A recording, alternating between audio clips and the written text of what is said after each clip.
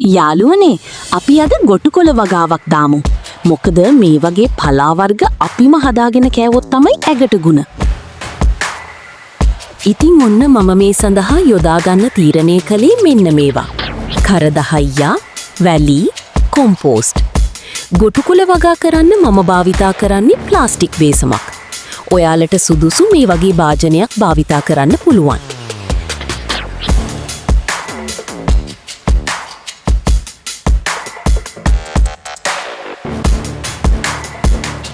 හරි. ඊට පස්සේ මේ වර්ග තුන හොදින් කලවම් කරගන්න. ගල් මුල් ලොකු පස් කැට තියෙනවා නම් ඒවා අයින් කරගන්න.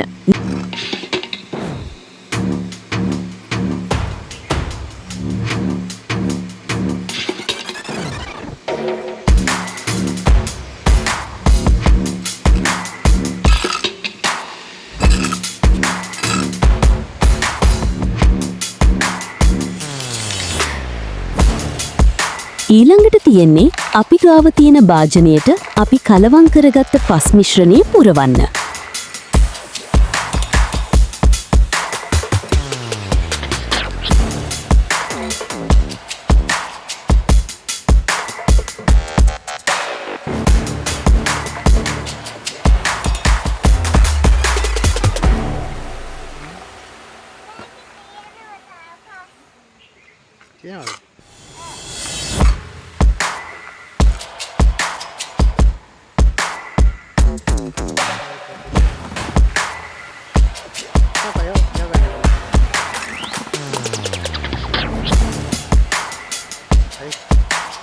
මෙහෙම පස් පුරවනකොට හොඳින් මතක තබාගත යුතුයි භාජනයේ පිරෙන්නම පුරවන්න එපා.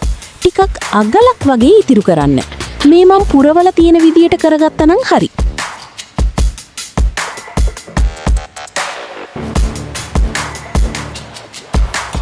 ඊට පස්සේ අපි මේ වගේ ගොටුකොළ තියෙන තැනකින් හොඳට හැදුන ගොටුකොළ ටිකක් තෝරගෙන ගේන්න.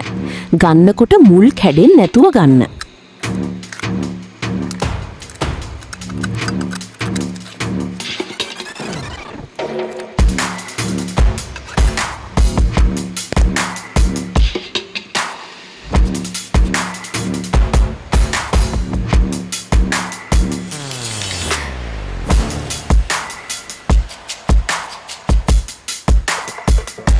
මේ තියෙන්නේ මම හදපු ගොටුකොළ භාජනය. හොඳයි නේද? එහෙනම් ඔයාලත් මෙහෙම ගෙදරම හදාගමු මේ වගේ ගොටුකොළ භාජනයක්.